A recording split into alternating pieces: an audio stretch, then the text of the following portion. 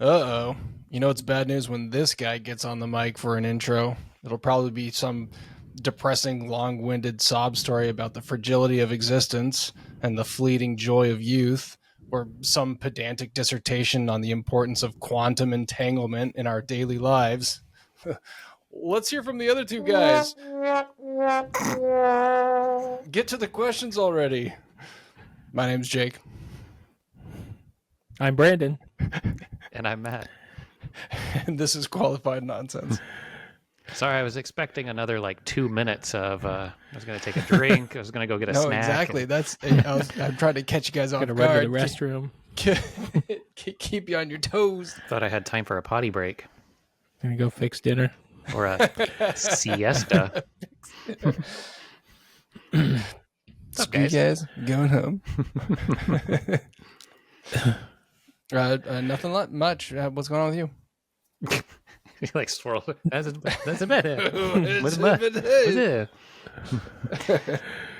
Look, you're not in Portugal you've got yet. a big trip coming up, right? Yeah, I'm going to be going to Portugal for my the company that I work for is having it's decentralized, so they don't have an office. So that means that once a year they go to a big offsite somewhere, and we're going to a fancy place in Portugal. And I've never been to Portugal, so I'm really looking forward to it. It's a long-winded way of saying my company likes to cook the books, so we got to get some stuff off here. Yep, we got to send everybody out of the country. Yep, exactly. But yeah, What made them decide on Portugal versus I anywhere think, else? So last year I wasn't there for it, but I think they alternate. They alternate between the United States, somewhere in the United States and somewhere in Europe, because it's split about 50-50 of their employee base. So, And they don't extradite there.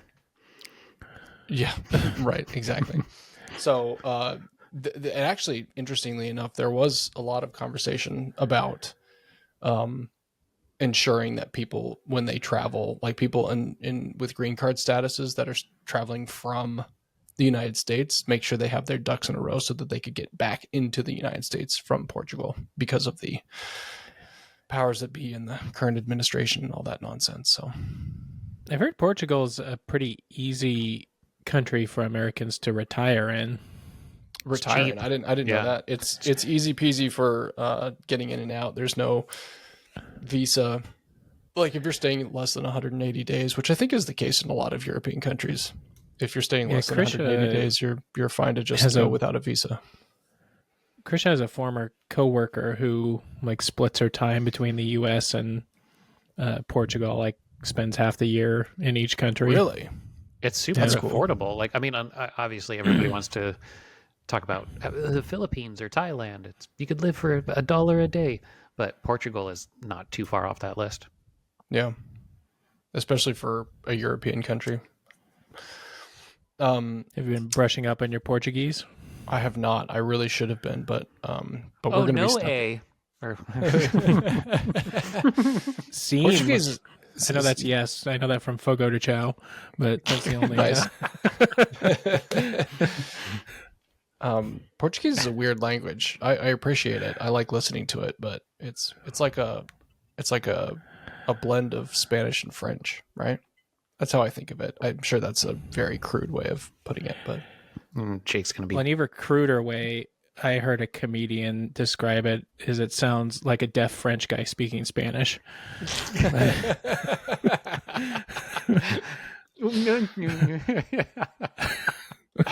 jeez. A deaf French guy speaking Spanish. That's good. I don't. What about you guys? What are you up to this week, or what have you been up to the last week? Not going to Portugal. I'll tell you that. Yep, it's pretty great up here. Way up here. Must be nice. In your Elysium. Yeah. Oh, Jake, your camera keeps going in and out. Oh, I wonder why it's doing that. Strobe effect. Cats. Brandon, how's it going with you? Going good. Nothing super interesting. I mean, Yeah, did trivia last week. Off to a great start. Mother's Day was Sunday. Went to Chang's Mongolian Grill in Gresham. Yo, that sounds like a Yes. great place to go for Mother's Day Yeah, I specifically. hadn't been there in years. But Mom, I Matt, love you for I the told solid Matt I was price going of in. $29.99. Anything the light touches, Mom, it's yours. I don't know. It actually wasn't that expensive. It was like $17 a person or something. But maybe that's like lunch pricing or something like that. Just don't ask any questions. No, and why would you? But yeah, I hadn't been there in years, and I mentioned it to Matt, and Matt said that he goes like monthly. We tip What? we do. There's one on 122nd, which is just across the bridge, and I have a partner who really loves a Mongolian grill, and there was one in Vancouver, and they just demolished it and built apartments. So we have been going to Chang's. It's I great. love Like if you have the Chang's. appetite for it, it's great. But like I don't know, lately, the last time I went to a buffet was probably in Vegas years and years and years ago. And going to one of these was just like, oh, it just like makes me uncomfortable walking in. What did they do during COVID? Like, how did they survive? Did they just cook everything like pre-made and then? They might have done, yeah, I don't know. They might have done takeout or to go. I think they just regularly Or they're attacked just like, the what's Chinese. COVID? And Yeah. and just kept that train rolling.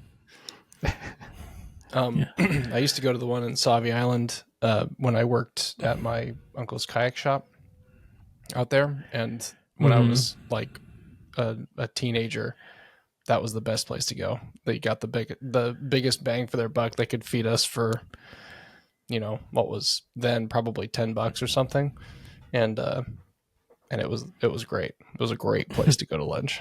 I like as a business owner and a business owner in the financial industry, I really want to see their margins because yeah, like you said, Brandon, it's like $17.99 or whatever, and they have seafood and they have proteins and they have like it's good food. I do question some of it, but it's like it usually comes out good. It's all frozen. They have a endless supply because it comes out. Even the proteins come out frozen. And I don't think most people are, doing return trips through the line. I think it's, I would probably guess the majority of people are only doing, a single plate. So, I mean, Not me. I'm going. You better believe I'm at least getting 2 plates. I used to have that mentality of like, oh, I got to make the first one count. And as much as I hate tapas, that's what I do now because I was like, I want to try a little bit of everything, but I don't have to share it with the table. It's just for me. So I go up there with like this like little diabetic Weight Watchers portion or senior citizen. Like, dude, this guy's been through like 7 times. Just get a bigger plate. It's like, yeah, but the concoctions. So I have a question. They used to configure it so that you would go the proteins, then the vegetables, and then the sauces, and then the grill. Do they still do that? Do they still have that lineup? Jake, you're suggesting this place enjoys change. It looks the same. They all look the same. change is almost in the name. If you add an E.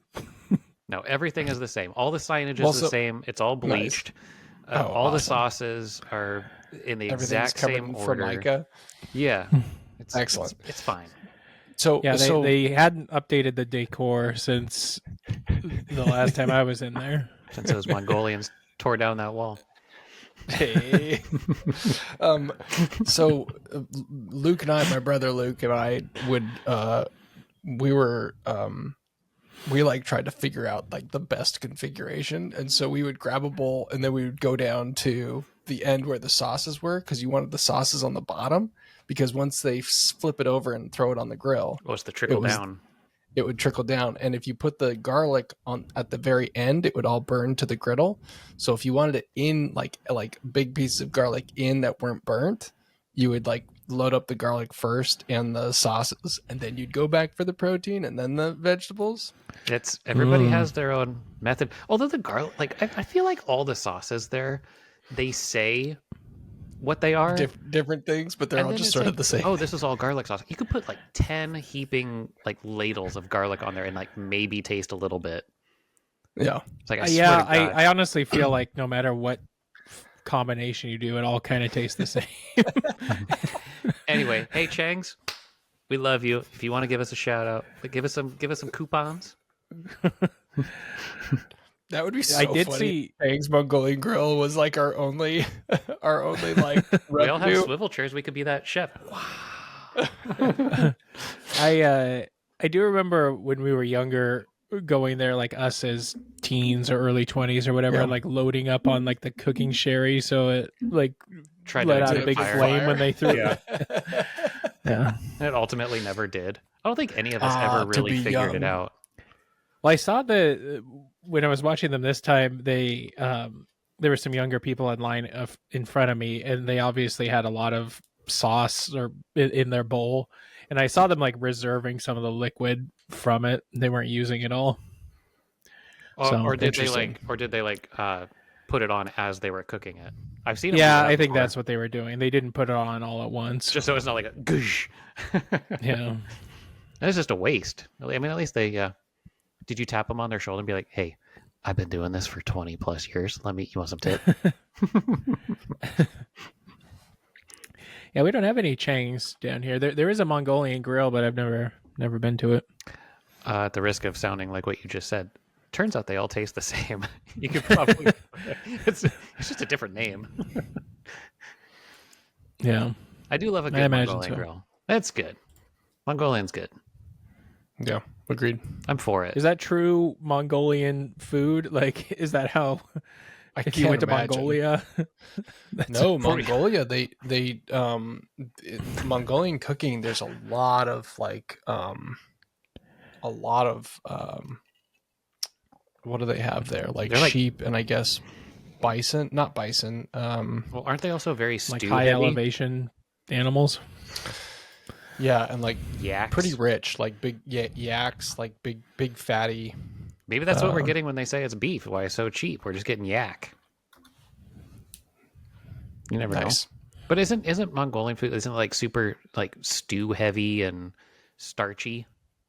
I would imagine so. It says the most common rural dish is cooked mutton. There you go. Um, Turns out they're Scottish. Or like New Zealand. Yeah. even marmot. Ooh. How Marmot. exotic. Yeah, ooh. All right. Well, let me research Mongolian cuisine during this break. Should we take a little break? And I was Yeah, a trying to little think of breaky some poo. transition for the Mongolian grill. We just can't do it like the king. Yeah. The king. We've reached the great wall of this conversation, and let us scale it to the other side where there will be questions waiting rather than Chinese soldiers. Okay. Perfect. Be right back. And welcome back. Feel free to drop us a line at qualifiednonsense@gmail.com or connect with us on our socials. Now's the time on the show where we take on Reddit's most pressing questions by finding the top trending questions and answering them here. First question comes to us from Ask Reddit, username Spawn130. They ask, what's a subtle sign that someone is completely full of shit, but most people don't catch it right away? Shifty eyes and saying a lot. I feel personally attacked with that comment. No, I don't. Yeah, I do both. No, I Yeah. don't. Like, so I don't mean it as an attack. I know you guys do say that a lot, but I think yeah, it's like when you're kind of pulling something out of your ass, you shift your eyes a lot. You don't really have a direction which you're going because you're trying not to. Are you just talking about autism? Yeah, what kind did you get? Jeez. I got the kind where I don't look no, people I in mean, the eyes. I kind of get what you're saying. Like if you ask somebody like a direct question or like a question they should know or yes or no, and then they're kind of dodgy about it. Like, I mean, we also did have a friend that was pretty good at this. So there's a couple other things. One, also would be people that are they try to meet it with such a fact that they put it out there, they dismiss it, and they walk away, or they change the subject really quick to like other things, so you don't have to focus on the fact checking of, hey, wait a minute, no, you just said, because you, oh, I forgot what it was because we already changed the subject twice. Yeah, I there's think, a term for that where it's like where you just like start piling stuff on to kind of like get somebody lost in the weeds of what you're talking about. yeah, you just like send a barrage of information. I do think it's, and correct me if I'm wrong with comparing these two things, but I do think it's some version of like a fight or flight response with regard to feeling or seeming intelligent. I know I suffer from this sometimes where I just feel like, not that I'm not an authority on whatever subject we're talking about, but oftentimes I'll monologue or talk at length to help myself get through the thought, I guess, or get myself around the thought, as opposed to trying to convince someone that I'm an expert in whatever the subject is.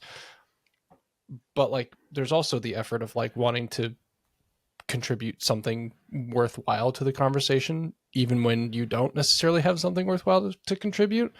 I feel like it's easy to fall into the trap of, You're monologuing now. I know that, but, I'm but kidding. that's actually my point, is that you can have a thought that's not well formed and still try to communicate it. I find myself there often. I think, yeah, No, there's I agree. I kind of do the same thing. Like where you try to have a train of thought of think what you're, about how you're presenting the information and wanting to make sure you're getting your point across clearly and in a way that makes it so that you don't sound like a complete dumbass. You know, you don't want to be like, oh, well, you put the thing in the other thing and then Yeah, sure. I do think there's a fine line between being full of shit on something and, like Jake was kind of alluding to, of wanting, like, maybe a little bit about it, so there might be some facts that are inaccurate and you kind of gloss over it, or you talk a little bit longer. And I think it also kind of digs a deeper hole by doing that, though, because then you just out yourself. Like, sure, if you're in a conversation and you want to have a piece to say and there's a bigger authority within that, it's really hard to stay quiet to it and say, "Oh, I have a value add," even though you might not. Yeah. But it's a voice on it. So I think there's a fine line between being full of shit and knowing a little bit about it and wanting to be part of a conversation. In business, I don't know how often, Matt, I imagine you're in meetings a lot. I don't know what your sort of day-to-day work looks like, Brandon, but in meetings you oftentimes have people who want to take up airtime in order to just get recognition or get seen by whoever's in the room. And I do think that listening is a super valuable attribute in those conversations, or in those sorts of meetings, or in any interaction really. But it is tough, because if you just sit there quiet for too long just listening, you feel like, well, maybe They're wondering why I'm here. Right, exactly. So there is some sort of like self-validation It's that's a balance, occurring. man. You don't want to open your mouth and look like a dum-dum either. True. It takes a long time to learn that. I like surrounding myself with people that are smarter than me, but it's really hard to hold back too. Of, oh, I think I got something to say on this. Like, that's where I find the most value, is learning from people that are the experts in that. Yeah. And I guess God gave us 2 ears and 1 mouth, so we listen twice as much as we talk. Thanks, Boomer. Jesus Christ. Saw that on Facebook.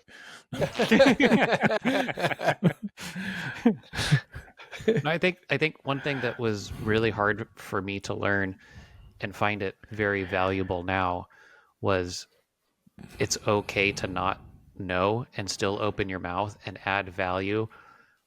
But for me, it's with being surrounded by the experts in those fields. I pose what I think is my knowledge as a question, so they can either confirm or deny it and be like, "Oh, that's a great, actually, great question, Jake. Glad you asked that." Like I prefer to know a little bit about everything, not everything about one thing. So if you pose it in the right way, you can still kind of be full of shit and put your value add out there, but maybe pose it in a way where it still lends an opportunity for that individual to really put forth their knowledge on it. Yeah. Back to the question, I think another thing that I think is I think the question is like more or less about identifying red flags. People who are not upfront about being incorrect or mistaken about something. There's this whole idea in business. It's like especially with customer service, you never say like sorry or I don't know. admit fault. And I just think that that's so asinine. It just takes everybody in the conversation back, because no one can admit when there's a mistake on the table. That particular application, though, is a challenge because you're dealing with individuals that are likely frustrated or furious. So to say I don't know can further antagonize them, whether you think so or not. But I get it. I think there's a way to say you don't know just, the answer to something. And, if you say, I don't know, but I can find the answer for you, or I don't know, but I know somebody who does, and let me get them, or right, like you call in I think for a tech issue. It's like, oh, you know what? Actually, that's not the right department, and that's outside of my wheelhouse. But I can get you connected to the individuals that. Like I've been reading a lot of like interview tips and stuff, and like one of them is if you don't know the answer to a question in an interview, it's okay to say that, but then say, here's how I would go about solving that or figuring that out, and then go from there. But so I don't think saying that you don't know is a bad thing. That's good. Yeah, but I think it's a good thing. What are some of the top answers? Yeah, there's survey says extreme levels of confidence on topics they clearly have a headlines level grasp of, which I have asked people. That's a good that like somebody will say, oh, I read this that this is going on in the news, and they just say, oh really, what's going on, and like, oh, I just read the headline. I usually respond with like, oh, I didn't read the whole article, but and this person says in response to that, an empty wagon makes a lot of noise. Ooh, spicy. It's a good one. This person said, so everyone on Reddit. It is. Subtle put downs. People with opinions that do it anonymously on social media. They're all full of shit. Hilarious.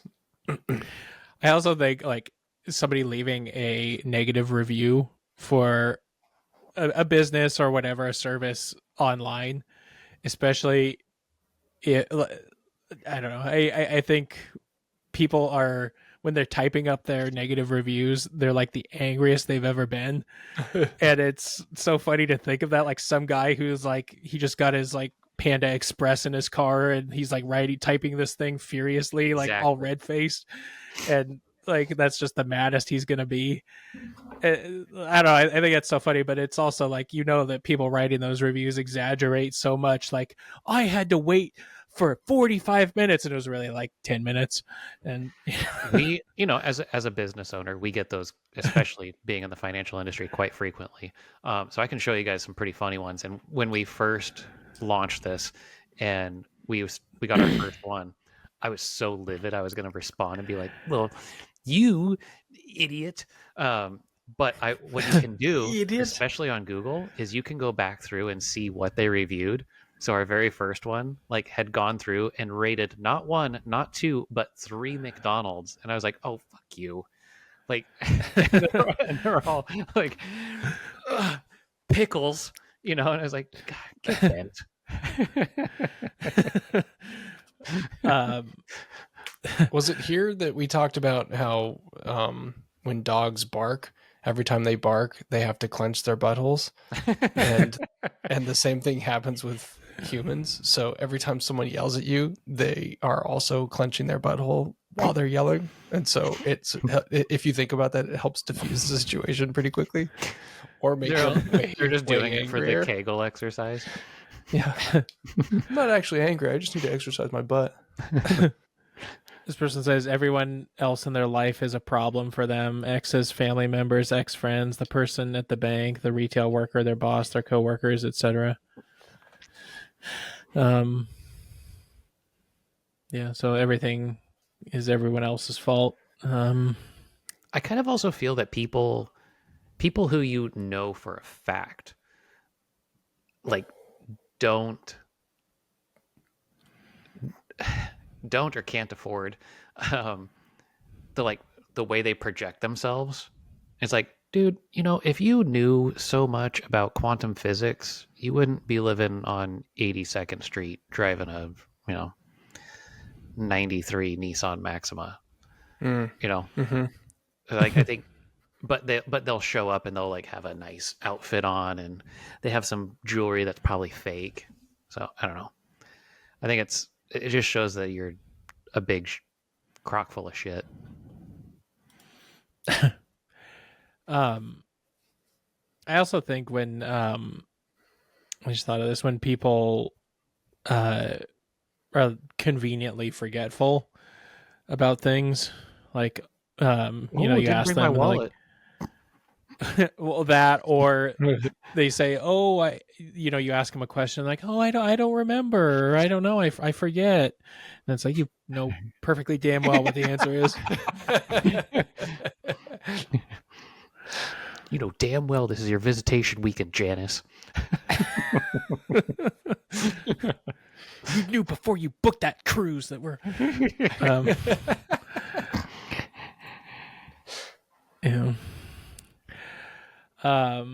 let's see. When an individual goes to great lengths to explain to you what kind of person they are, rather than letting you work that out for yourself by the way they behave, this usually means they're full of shit. They try to cultivate a specific image of themselves to everyone around them. They know it's not a true image, but the false impression will allow them to get whatever it is they want from you. So I don't know how I feel about that one, because I think that that's my knee-jerk reaction to someone presenting that information about themselves. But I also have learned over the past probably decade that I'm not very well in touch with my own sort of like spending time self-reflecting on like what kind of person I am, or like what, I guess that's it, what kind of person I am. I don't do a lot, and I think that there's a section of self-care that's about that I think is probably mostly beneficial for people. And so anyway, long story short is that I feel the same knee-jerk reaction to that person's comment, like anyone who's like trying to explain themselves, who's done like a deep dive on themselves to then share that. I'm kind of like, but I think there's probably something to be said about doing that and having. I took this more in the way of like people who are like, oh, I'm such a good person, or I just want you to know that I'm actually really kind and I am not a bad person at all. You have to snap You have at to the waiter self-proclaim. yeah.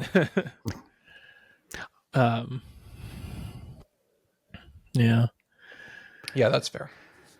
Well, but I think if you were like, yeah, my name's Brandon, I'm a little shy, for I think like doing that is fine. Bullshit. But fuck that guy. yeah, right. Give him 2 drinks, he'll take his pants off.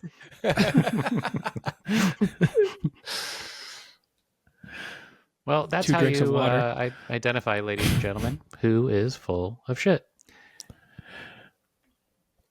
Yeah, And we say that with authority, so stick around, because we know everything about this topic. Yeah, one way to tell that somebody is not full of shit is when they start an advice podcast. Yeah. That's true. What's let's the next see. question? Next question is We already Yeah, answered from- this one with authority. We're fucking Yeah. nailed that one. Next. Ba-ba-da-ba-ba. This comes from No Stupid Questions, username trying my best every day. As you should. Good for you. They ask, do Americans really wake up and eat in the middle of the night? I've always seen this in American movies. I've always found it odd how they meet in the kitchen in the middle of the night to get a snack. Never heard of or seen anyone do it in my country. Did they say where? Yeah, what No. country? You know what? I call bullshit on this. No. Probably one not as great as ours. Poor. No, but Jesus Christ. Don't have enough food to eat in the middle of the night. What's wrong with you? I do. So I get where this person's coming from. It is definitely portrayed in movies. I've never woken up in the middle of the night and been like, I need a snack. However, I have been up late and I eat late into the night. Yeah. I've never walked to the fridge. Like our and, second job in high school. We would stay up late and then get a second wind of like Doritos and Mountain Dew.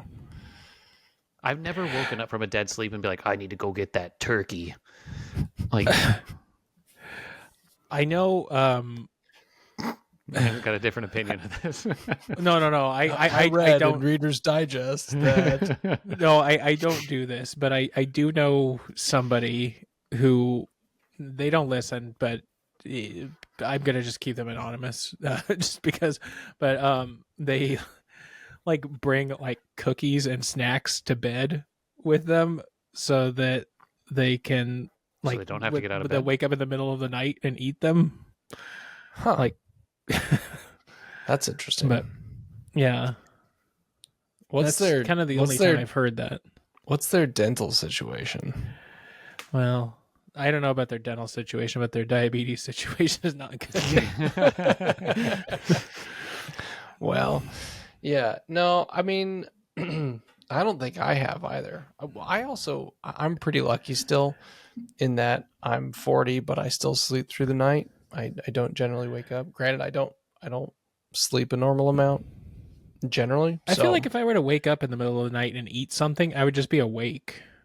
Yeah. Like it would just Same. be like, okay, I'm up now. yeah, that I would completely that would be understand breakfast, where- and then I'd be up. I completely understand where the question's coming from because there are way too many movies and TV shows of people just like shuffle into the. I'm almost finished with The Sopranos, and I think Yeah, how many They times actually- does he get up? exactly, and they're like he's always at the fridge. I think that show he's at the fridge or eating more than they're actually doing like crime, but like they portray it so much of just like also. In that show specifically, he'll just pull out of the fridge any sort of wrapped cured meats. I was like, I don't have that in my house. I've never had that in my house. Well, but that's I'm also, a very Italian thing. exactly. I'm also not. Well, do you think the fact that it's in so many movies and TV shows, it's like a screenwriter shorthand for the character not being able to sleep or like trying to work through a problem, and like just having somebody sitting awake in bed, isn't that interesting? So like, oh, let's just have him go up, grab something, get up and grab something out of the fridge. It does add. You're right. It does add action and Rather action. than some It's guy rolling, action-packed. some guy rolling over and looking at his phone. Yeah, Yeah. just doom scrolling in bed. Yeah, I'm trying to think. I don't think. Oh, that's what I was gonna say. Is my my brother-in-law used to be a bodybuilder, and he used to get up at numerous times in the night to have like full meals because he was Oof. consuming so many God, that calories sounds and awful. working out so rigorously, and But it was all the same thing too, right? It wasn't anything fun. It was chicken and rice and whatever. it was whatever was left over in the refrigerator. And so Anna would said that he would like clean out the fridge like over the course of the night there'd be like leftovers, and then like the next morning there wouldn't be very many leftovers left. And his partner listens to the show, so you know who you are, but Thanks for listening. There was a period of time where I got serious, not about lifting, but in the gym and trying to stay on a meal schedule. And it was just for the sake of losing weight, but also gain muscle mass, which meant you had to eat quite a bit. It Yeah. it would like make me nauseous, be like thinking about food. It's like, oh, I have to go and eat this other thing every 3 hours. It's like, can I just have like one big Philly cheesesteak in the afternoon? Like, what's the difference here? Yeah. So, I mean, I guess to answer the question, we don't do that, but other people are, I guess. And it also might be like a cinematic crutch Yeah. in order to. I guess this person the story. says, I've never done it. Now, I do snack when I'm staying up too late at 2 a.m., but I've never gotten out of bed to get anything other than water. And I've done that. Like, I'll get up to drink a glass of water. Oh, but for sure. There is nothing, I said this before, there's nothing better than like, I normally have my water bottle with me, but like just ice cold water at 2 a.m., especially if you wake up and you're like, God, this room is so hot. If you roll over and you just like, oh God, it feels like, you know, the commercials for like Aquafina is like from the springs of the mountain. It's like, Yeah. it feels like one of those, here's what it feels like to chew test 5 gum or chew 5 gum. When you're in the middle of the night, when you drink water, you can't help but just going.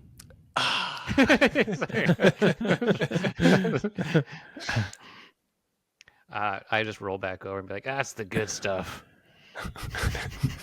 I bet your wife really loves that. this person says mostly it's a contrivance for people to be up and about in the middle of the night. And the person responds saying this. I think it's a plot device, but it can also be a bit of shorthand for the character is stressed and anxious and can't get to sleep. So Yeah. Does Reddit say it's what more time these are cinematic than posted? getting up to take a piss. Yeah. I was gonna say like it's like there's also a bunch of that, like somebody gets up to go take a pee. Have you guys ever been woken up in the middle of the night to go numero 12? Yes. Due? I mean, only when I'm stomach sick and I wake up and I try not to shit. Yeah, the it's bed. usually an emergency situation. It's Exactly. Or like you just have stomach pain. You're like, oh. not. Yes. So kind of I going want to back see to I want to see the Venn diagram of the nights that you eat Taco Bell and those nights, and see how big the overlap is. It's just a circle. But like going back to Brandon, when you're saying like if I woke up to go down to the fridge to eat, I would just be awake. I've had those nights happen where you have to go, you know, the stomach troubles, and I was like, you're sitting there and you're just like, fuck, now I'm awake. It's like, Do and you that's take your not as phone in? enjoyable as eating either. Yeah. Eating is like somewhat therapeutic. This one's like, oh, it's like, you have to wake up everybody in the house by flushing 3 times. Where's my Philly cheesesteak? Yeah. Gotta eat those I've earlier. got that cheap dopamine addiction where if I look at my phone very much, I'll be awake again, and so I avoid looking at my phone, even to look at the time. Like I don't care. So here's So the I have thing to avoid my it. cousin did. So my cousin played football in Japan professionally for 4 years. And they have this huge thing over there about not having any technology in rooms where you sleep. So he got in the habit of actually setting his cell phone outside of his room, which is a popular thing to do over there. It's like, I don't know if I could do that. I mean, surely I could, but like we're so entrenched and trained. But do you mean just because like before bed It's a distraction. or when you wake up you like check your email or text messages or whatever? Yeah, or like, oh, I'm having a hard time sleeping. I'll just roll over and I'll doom scroll till my eyes get heavy again. But yeah, apparently I do try to avoid. Frankly, I try to avoid my phone as much as possible because when I am on it, I just tend to, let her rip. digitally twiddle my thumbs. Yeah, I do find when I'm actually reading like a paper book or comic or whatever, like something that's not on a Kindle or on my phone, I am able to fall asleep faster than if I'm just sitting there on my phone. I'll just sit there and just keep scrolling and scrolling and scrolling. Whereas like as soon as I'm actually reading a book, I'll be like, okay, I'll just get to the end of this chapter and go to bed, and then I'm like ready for bed. Yeah. Unless Well, there's some you can't science. sleep There's some science there. and you plug on some QN, we'll get you back to sleep. Just yeah, we'll get. Do you guys It's sleep with almost headphones at all? yes. I should show you. I wear a headband every night that has speakers in it, so they're flat, so I can lay on my sides. It's great. It's great. Alternatively, you could chronically undersleep for like 15 years, and then anywhere you go, you can fall asleep. So, and you don't need headphones, you don't need anything. Or do that. No, there was a comment made on this podcast a couple episodes ago about like, oh, don't you guys ever drive with no music in the car to be alone with your thoughts? And that's like lately the worst thing possible. So that's why I listen to music. It's like I don't want to be alone with my own thoughts. That sucks. Yeah, this guy's an asshole. He's a big crack of shit. I like listening to podcasts and stuff, so I don't think I could fall asleep to them. I listen to Because ambient music. It's like, I thought you said animated like- music, like anime music, like. Like what was that CD they always sold on TV in the 90s that was like Pure Moods? You remember it was like nice. with like Enya and stuff and like Yeah. sail away, Yeah. sail away. that sail one's pretty. away. That one goes hard. You need like, who can say where the Oh, yeah. wind blows all day I always time? called that death music. I was like, it's like, Mom, that's death music. That's what they She's play like, at no, it's funerals. pretty. I'm I was like, like, I don't know. ah, yeah, yeah. Like there was like some song like that. Or the Peruvian flute.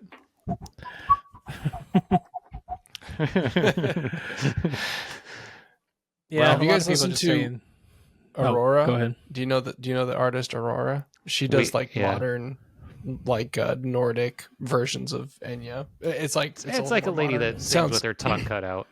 Yeah, and it's really lovely. If you've Really ever good watched music. the original Gladiator, you've probably heard her.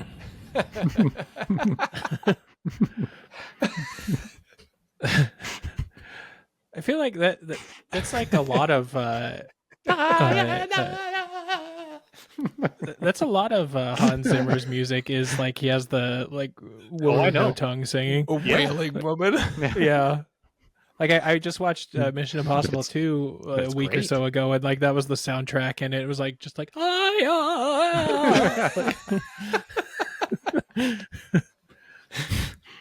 and then yeah, like Dune is the same thing. Yeah. Yeah.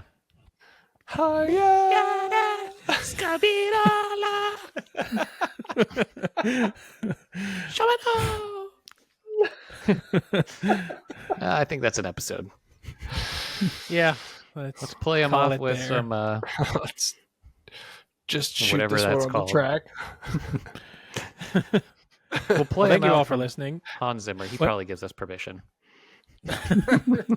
Probably. I don't think there's probably I don't doing a think lot of heavy lifting there.